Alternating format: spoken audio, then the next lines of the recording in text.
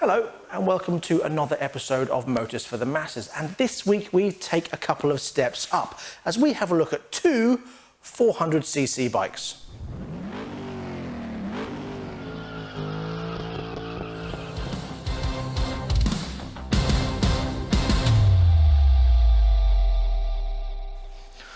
An interesting bike.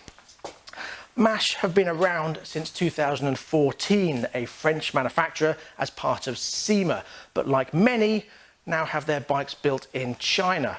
Well, today we're having a look at two bikes from their 2018 range.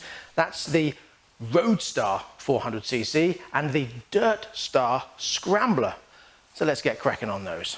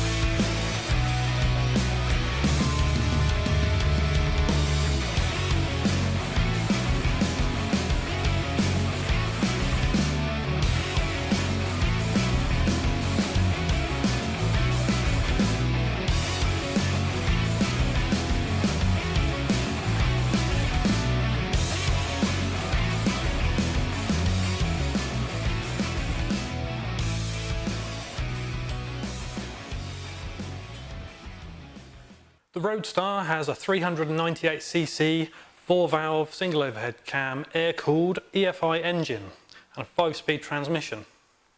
The Scrambler has the same engine and they both develop around 28 brake horsepower. Now to me that seems quite low when you consider my 1978 Honda 404 has 37 brake horsepower. Yeah, but I think you need to take into consideration these are 2-cylinder rather than 4. But then you've also got the EFI systems. You're going to get better fuel delivery, better spark control, and therefore better economy.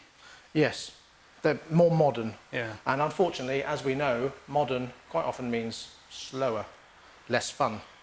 Maybe. Less fun? No, I wouldn't say less fun. No, I don't think less fun. No, it's like you say, they're going to be more reliable.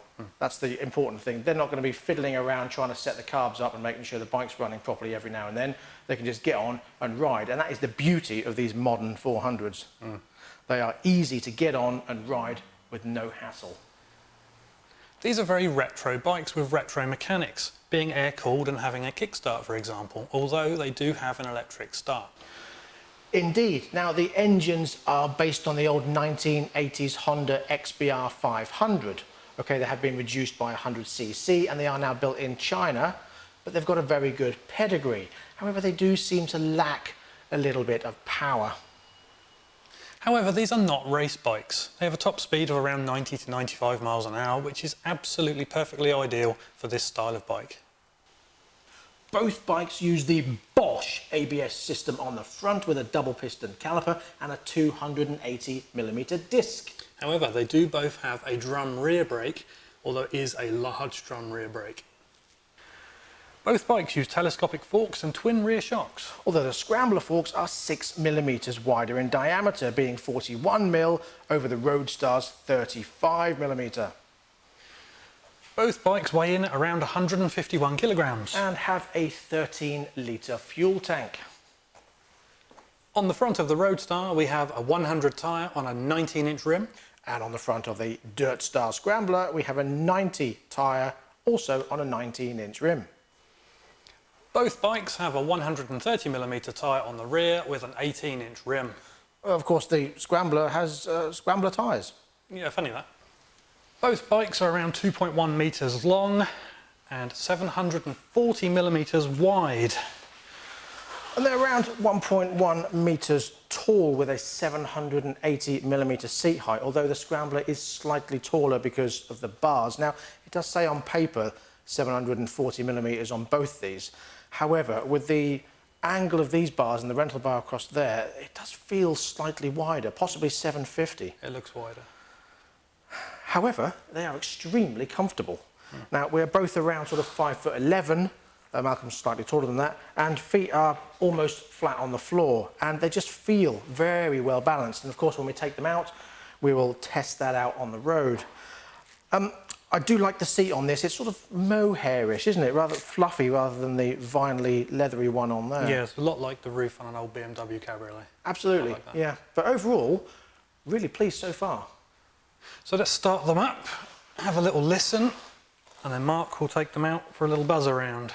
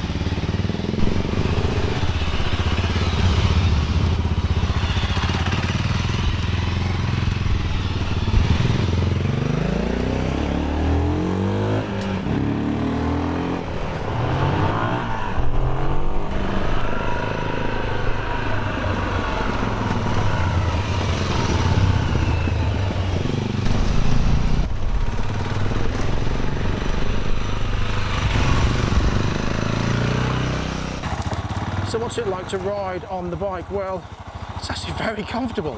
I'm seated really well actually on the bike, and when you're moving along quite nicely, it's quite spry really. Yes, it's got some good pickup. I like the way it feels. The seat is actually very comfortable indeed. It's not bouncy, it rides really well, the balance is lovely. It really does move nicely, and the brakes are pretty good actually. Yeah, pretty impressed. From a standing start, obviously if you are sitting at the traffic lights and you want to pull the bike away, you just sit here and let's see what this goes like. Ready?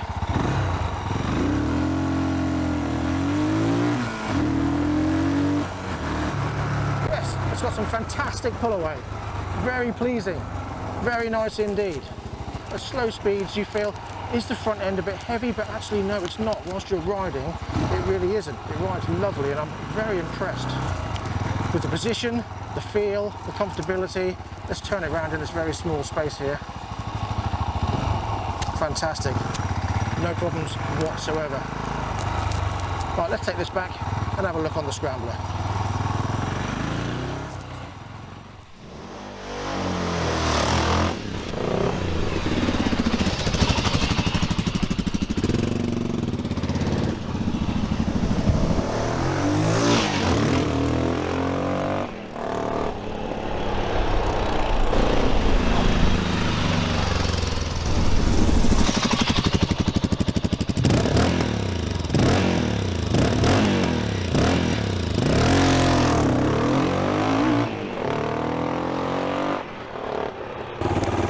So on the scrambler, it actually feels nicer.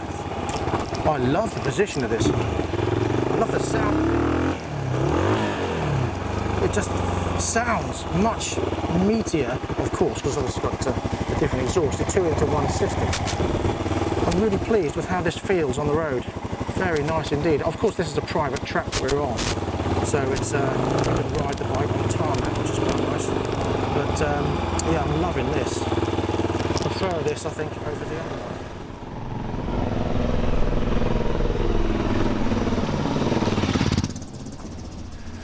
I'm going to go a bit off-road now and see what it's like.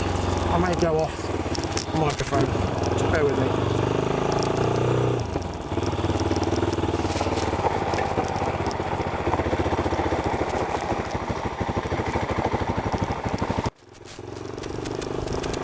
as we bring it back onto tarmac. Yeah, the pickup is nice. Very nice.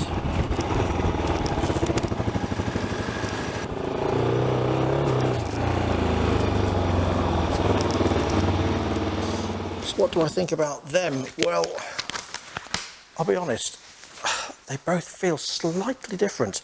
Not a great deal of difference, but a little bit of difference. And overall, I think I prefer the Scrambler. I think the reason for that is because you can have more fun with it. Now, it rides lovely, and even though it's got the Scrambler tyres on it, you don't feel as though you're off-road. It does ride really nicely on road, just as well as the Roadstar.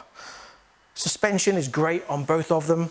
The manoeuvrability at low speeds, high speed is great. The pickup is really nice. It's instant. You can definitely feel it's got that instant EFI boost.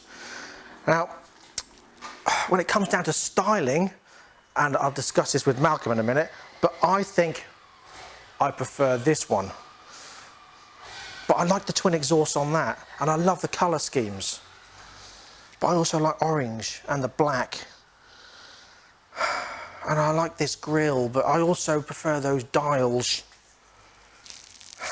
This sounds nicer, but it maybe looks nicer. Oh, I don't know. Malcolm, over to you.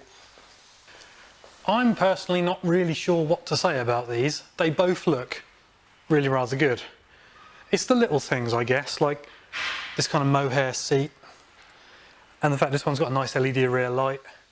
However, that one looks good with the standard kind of oval light bulb light. I prefer the black indicators that this one has on here, but then the chrome ones look good on that bike. I think overall they styled them very well for their own thing, for what they are. This one's a Scrambler, it looks good as a Scrambler. This one is a road bike, it looks good as a road bike. I too prefer the twin exhaust, granted, but it's a Scrambler. It's meant to have one exhaust. It's what it, you know, it works. I think the decision ultimately is down to the person who wants to buy one of these bikes. So I'm going to leave you with that. So let's take a look at the colours and prices. Indeed. Now, the MASH Roadstar comes in this lovely metallic copper and cream colour, but also in a Highland green as well. And they're both fantastic colours, very retro looking, and really suiting on the bike. Now, there's one thing I really don't like, and I don't quite understand why, and that's the fact that it says 500 on the side. Now, I don't know if that's harking back to its originality of the engine, like a little, hello, we came from a Honda 500, or not. Or maybe it's just called a MASH 500, I don't know. But why would you put 500 on when it's a 400? Yeah, it doesn't make a lot of sense, does it? No, I mean, personally, I would just take that off. Or just put 400. Yeah. Or not put anything. You've got something there, haven't you? Now, they also do this in a different colour as well. I love the orange and grey, but for an extra £500, you can get one with a chrome tank and the chrome bits on the side with a nice leather-style buckle down the tank, and I love that. That's super Scrambler retro, isn't it? On a slightly more negative note, I mean, it might not be negative, but who knows? If these get wet, which inevitably they will, because you'll be out and it will have a sprinkling of rain, this one I can go, oh, my seat's a bit wet. Let's just wipe that off. This one, I'm going to walk up and go, oh, my seat's a bit wet. Oh, it's still wet. Yeah. I mean, it might not. It might be like Scotch guarded or whatever and it runs off, who knows, but I'm not going to stand here and spray water over this to find out. It's got to be. It's got to be waterproof. I mean, it's a motorbike. Look, yeah, it'd be waterproof or water It doesn't mention in resistant. the details that it's waterproof, but I'm sure it is. I think it's like a flock-coated leatherette type vinyl underneath, maybe, which makes it waterproof. But it's bound to hold a little bit of moisture. Either way, doesn't matter. I like it. Yes, indeed, I do too. Now, price-wise, that one is £4,149 on the road with a 2-year parts and labour warranty. So is that one. It is exactly the same. So there's no real difference. It just comes down purely to preference. Do you want a road bike or do you want a scrambly style bike? Personally, I would ride home on this one. Quite happily, actually. I really like that. However, If everyday bike, I'd choose this one. But I think you can still use this as an everyday bike. Yeah, absolutely. But my own views on what a bike should be is more this than that. Okay. What do you think?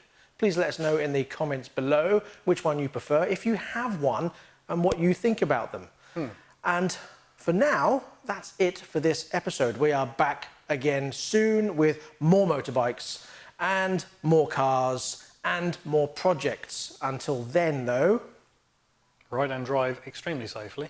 But have carefully. The phrase is carefully. Say carefully. Carefully. Do it again.